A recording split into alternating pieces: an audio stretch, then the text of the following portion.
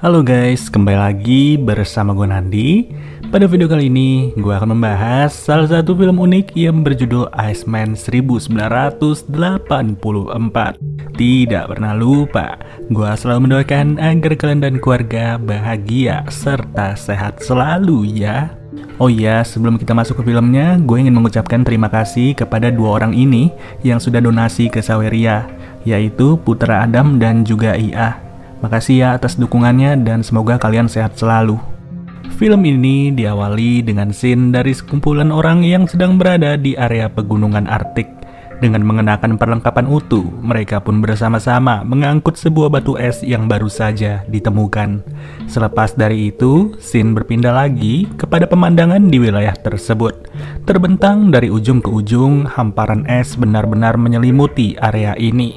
Di mana setelahnya, batu es yang mereka ambil itu sengaja dibawa ke sebuah base camp. Tak lama, datanglah seorang peneliti berusia 30 tahun yang bernama Dr. Shepard. Ia merupakan orang penting di base camp ini, serta peranannya sangat dinanti-nanti. Shepard turut mempunyai rekan kerja bernama Miss Brady dan juga Mr. Whiteman. Mereka berdua berkata bahwa ada sesuatu yang menjanggal dari temuan mereka. Ya, temuan itu berkaitan dengan batu es yang baru saja ditemukan beberapa menit lalu.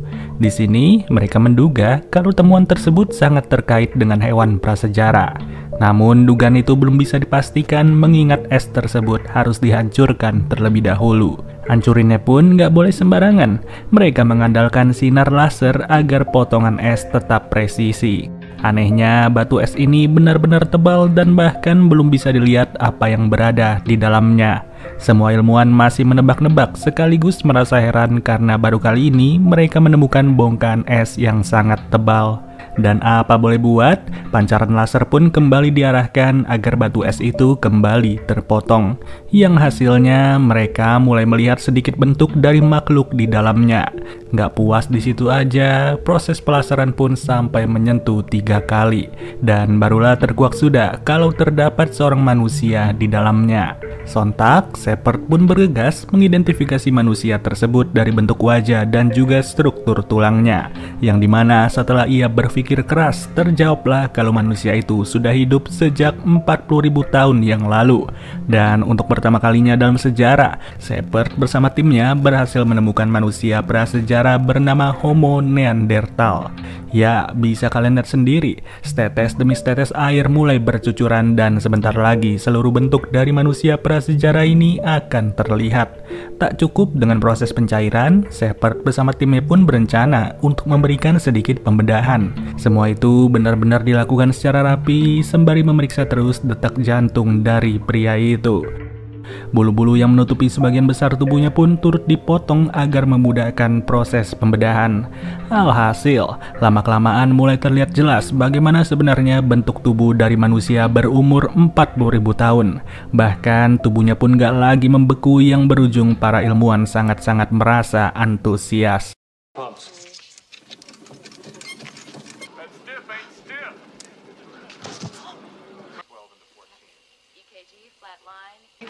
Flatline. Oxygenation? Oh, his cells are good. Proses berikutnya adalah pengambilan sampel darah. Yang mengejutkannya lagi, ilmuwan kembali berhasil mengidentifikasi kalau tubuh dari manusia itu masih mampu untuk bermetabolisme. Nggak hanya sampai di situ, kejutan kedua pun turut ditemukan yang mana sel-sel otak dari manusia tersebut masihlah aktif. Dari sini, proses pemberian oksigen dan juga denyut jantung pun segera dilakukan. Perasaan heran bercampur takjub membuat mereka semua tak habis pikir dengan ketahanan luar biasa yang dimiliki oleh manusia berumur 40.000 tahun. Postur tubuh yang ia miliki pun tidak terlihat seperti manusia biasa. Pria tersebut terlihat lebih pendek namun memiliki otot yang begitu padat. Seusai itu semua, para ilmuwan pun segera mengadakan rapat.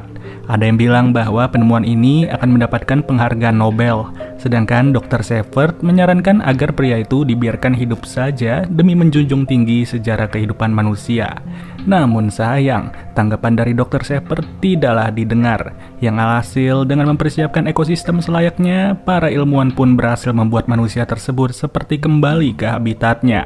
Ia dibiarkan mengobservasi, mencari makanan, serta menghabiskan waktu seorang diri. Dan ketika hari berganti pun, ia dibiarkan hidup dengan cara berburu, persis seperti apa yang selalu dilakukan pada 40.000 tahun yang lalu.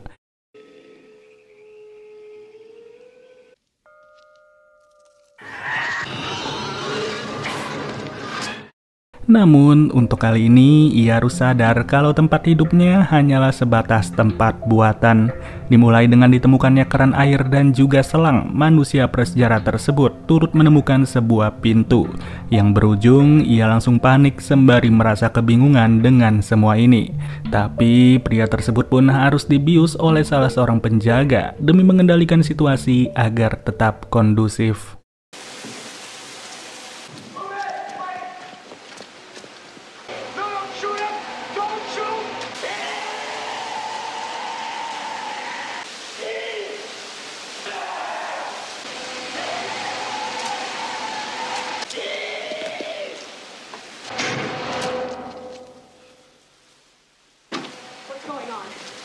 He found us.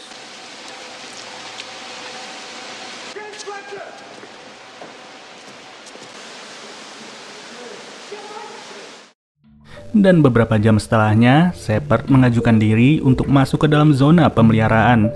Ia ingin berinteraksi langsung dengan manusia itu demi memberikan tanda persahabatan. Awalnya sih, kehadiran Shepard tidak diterima sama sekali ya, dan bahkan ia terus-terusan diusir. Namun, karena Shepard mampu tetap tenang, jadinya manusia prasejarah itu pun mulai penasaran. Ia mencoba mendekati Shepard, sampai-sampai Shepard nyaris dihantam dengan batu. Tapi ternyata, ia hanya ingin memastikan apakah benar Shepard merupakan manusia yang sama sepertinya. Segala hal ia periksa satu persatu sampai pada akhirnya manusia prasejarah itu mulai berbicara. Ia mengeluarkan kata yang tidak jelas seperti ingin berkenalan dengan Shepard. Dan dari suara tersebut, Shepard tahu bahwa nama pria itu adalah Charlie. Jelas saja kedekatan Dr. Shepard dengan manusia prasejarah pun langsung membuat penelitian ini semakin seru. Nggak tanggung-tanggung, perbedaan umur yang terpaut 39.970 tahun benar-benar tidak terlihat pada titik ini. Ya, meski sebenarnya Dr. Shepard tidak begitu mengerti apa yang sebenarnya diucapkan oleh Charlie. Esoknya, Charlie kembali dibius serta dibedah. Pemeriksaan itu pun membuat Charlie sadar bahwa tubuhnya baru saja diobrak-abrik. Alhasil, ia merasa tersiksa serta memaksa Dr. Shepard untuk segera menusuknya. Sontak, untuk kali ini, Shepard pun gak mau datang seorang diri. Ia sengaja mengajak Dr. Brady untuk berinteraksi juga dengan Charlie, di mana Charlie terlihat menggambar suatu hewan dan terlihat jelas kalau hewan itu adalah burung. Dari situlah Charlie udah gak tahan dan hampir aja Dr. Brady dijadikan targetnya.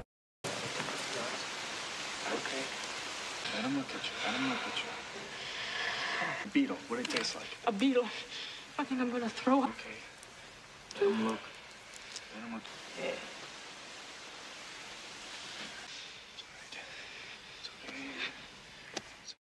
Namun tiba-tiba terdengarlah suara helikopter dari atas sana. Yang berujung Charlie pun langsung berontak dalam sekejap serta menganggap suara itu berasal dari burung yang ia gambar. Dan setelah dicari tahu lebih detail, ternyata pada masa itu Charlie beserta manusia prasejarah lain sudah menganggap kalau burung sebagai Tuhan mereka. Kalau kita pikir lagi, mungkin mereka menganggap bahwa burung merupakan satu-satunya makhluk hidup yang mampu terbang di ketinggian. Menyadari hal tersebut, proses observasi pun turut dilakukan dengan cermat. Gerak-gerik dari Charlie selalu diamati demi mempelajari segala tingkah lakunya. Namun, pada suatu titik, Charlie pun entah kenapa bisa berhasil lolos dari perkarangan tersebut. Ia masuk ke area petugas yang berujung ia dibikin kaget dengan keberadaan sebuah cermin. Charlie turut melewati ruangan hewan-hewan yang selama ini sengaja disiapkan sebagai makanannya. Dan dengan kondisi terdesak, ia pun mulai masuk ke ruangan kimia. Alhasil, kekacauan yang terjadi pun langsung membuat salah satu petugas mulai sadar. Namun sayang, petugas itu harus tertusuk setelah Charlie mengalami serangan panik. Ya, siapa yang menduga proses penangkaran yang awalnya tenang, kini malah berubah menjadi tak terkendali. Saking tidak terkendalinya, kepalanya Charlie pun harus terhantam oleh helikopter ketika ia berusaha kabur. Lalu selepas kejadian itu, perilaku Charlie benar-benar berubah secara drastis. Ia mengalami sedih yang luar biasa dan kondisi tersebut membuat para ilmuwan saling berdebat. Hingga pada akhirnya, Mr. Whiteman sengaja mengundurkan diri, begitu juga dengan Miss Brady. Dan semenjak mundurnya dua orang tersebutlah, kehidupan Charlie pun turut berubah ke arah yang positif. Ia sengaja dipindahkan ke hamparan alam yang lebih nyata daripada alam buatan yang sekarang diberikan pagar. Dimana dengan kata lain, Charlie sudah dibawa pergi lagi ke tempat asalnya, yakni sebuah goa di dekat pegunungan Arktik. Tapi sayang, tempat yang menjadi awal dari penemuan ini turut digunakan juga sebagai akhir dari semuanya.